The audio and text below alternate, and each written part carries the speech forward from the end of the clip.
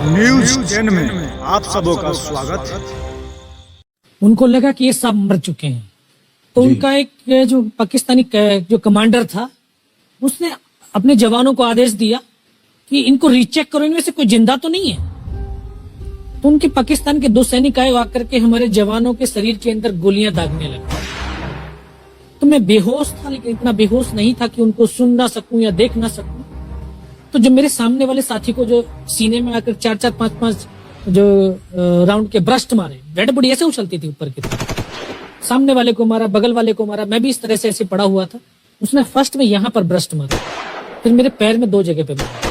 उसको मैं देख रहा हूँ कि धुआं निकल रहा है, लेकिन उस गोली की पीड़ा को चुपचाप पड़ा सहता रहा और उनको यकीन हो गया कि इनमें से कोई जिंदा नहीं। फिर बहुत गालियां दी, बूट की ठोकरें मारी।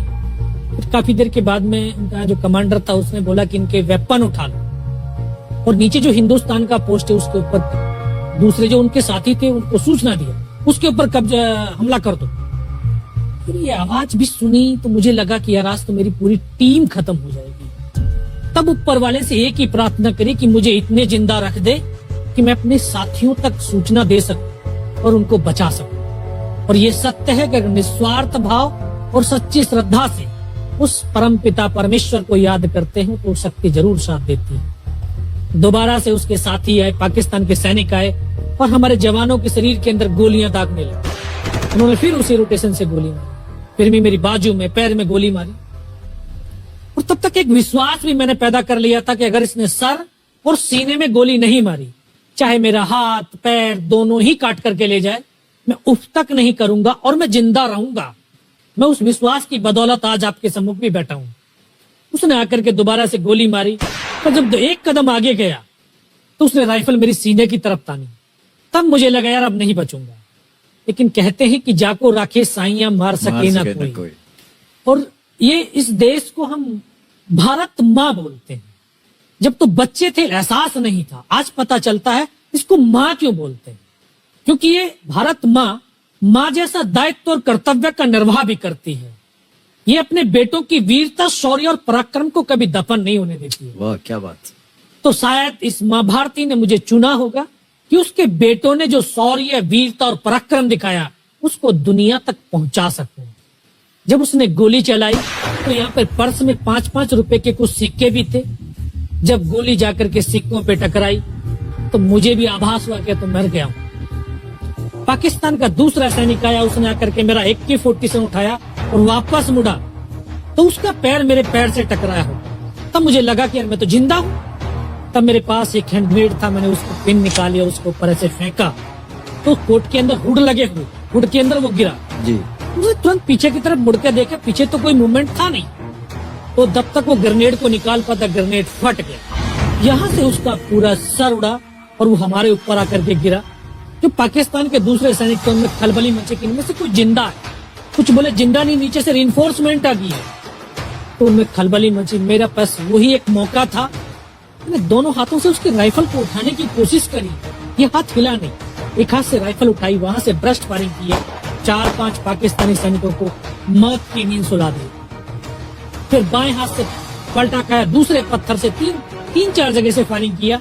तो जो उनका मोमेंटम था, जो हौसले थे, परस्त हो चुके थे, वो भाग खड़े। 2-3 मीटर गया, जाके देखता हूँ सामने उनके लंगर चल रहे हैं, उनका लिविंग टेंट बना हुआ, उनके जो हैवी वेपन का डिप्लॉयमेंट था वो सब कुछ वहां पे लगा हुआ। उस समय जहन के अंदर एक ही पागलपन था, अपने साथियों को बचाना। फिर मैं वापस धीरे धीरे रेंगता हुआ अपने साथियों तक आया। फिर मुझे लगा कि इनमें से हो सकता है मेरी तरह कोई साथी होगा, जिंदा होगा। उनको देखा, किसी का सर फटा हुआ था, किसी के फेफड़े निकले हुए थे। बहुत देर बैठकर रोया भी, फिर अपने आप को संभाला। चारों तरफ बर्फ ही बर्फ, पहाड़ी पहाड़। ये भी पता नहीं कि हिंदुस्तान किधर है, पाकिस्तान किधर है। 2.5 साल की सर्विस, 19 साल की उम्र, न उम्र का तजुर्बा न सर्विस का अनुभव, जाऊं तो जाऊं कहां। तभी एक ऐसी शक्ति थी जो साथ दे रही थी। जब इसी शक्ति का आवाज हुआ, उसकी आवाज का आभास हुआ कि बेटा इस नाले से नीचे लुढ़क जा, मैं बहुत 500 मीटर लगभग नीचे रोल करता हुआ आया और अपने साथियों जो नहीं चढ़ पा रहे थे दुश्मन की भारी फायरिंग की वजह से, वहां तक पहुंचा। फिर उन्होंने मुझे पकड़ा, वो फर्स्ट एड दिया। फिर वहां से जो हमारे कमांडिंग ऑफिसर थे कर्नल कुशाल चंद ठाकुर, फिर उनको सूचना दिया। तो ये लगभग 1:30-2 बजे का समय था। वहां से फिर कमांडिंग ऑफिसर तक मुझे ले जाया गया। फर्स्ट एड तो हुआ, लेकिन ब्लड इतना निकल चुका था कि दिखाई देना बिल्कुल बंद हो गया था। जब उनके पास पहुंचा तो उन्होंने बोला, बेटा मेरे को पहचानता मैं कौन हूं? बस अब आवाज सुनाई दे रही है।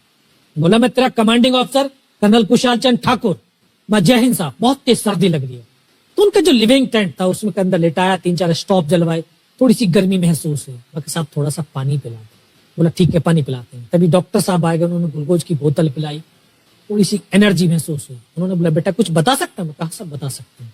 तो उनको बताया कि सर ऊपर ये घटनाक्रम हुआ है और ये वहां की इंफॉर्मेशन है। तो लास्ट में उन्होंने बोला कि बेटा जवान की रिक्वायरमेंट क्या है? मैं कहा, साहब जवान की रिक्वायरमेंट एम्यूनिशन और फील्ड पट्टी की है। बोला, खाने के लिए नहीं चाहिए? सर भूख नहीं लगती। बस इतना कहते कहते तभी डॉक्टर ने कौन सा इंजेक्शन लगाया, फिर मुझे पता नहीं कहां पर हूं। फिर होश आया 3 दिन बाद, देखा ऊपर पंखा चल रहा है।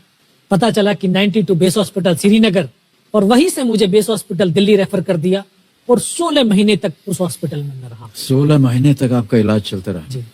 और वहीं पर हॉस्पिटल में ही मुझे पता चला कि 15 अगस्त 1999 को जब ये परमवीर चक्र का जो अनाउंसमेंट हुआ, तो वो वहां पर ही मुझे पता चला। क्या है ऐसा?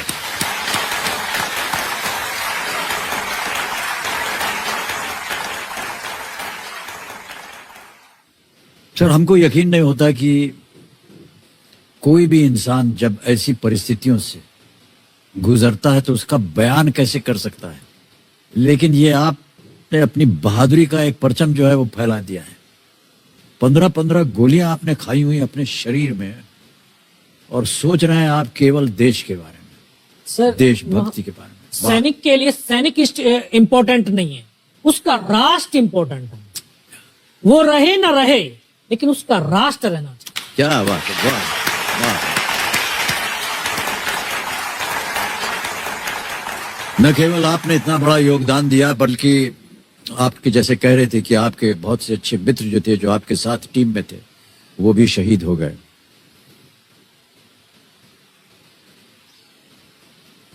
कठिन है सर बहुत इस चीज को दोहराना, इस चीज को आपके मुख से सुनना। अद्भुत है सर, अद्भुत है। बहुत बहुत शुभकामनाएं, बहुत बहुत।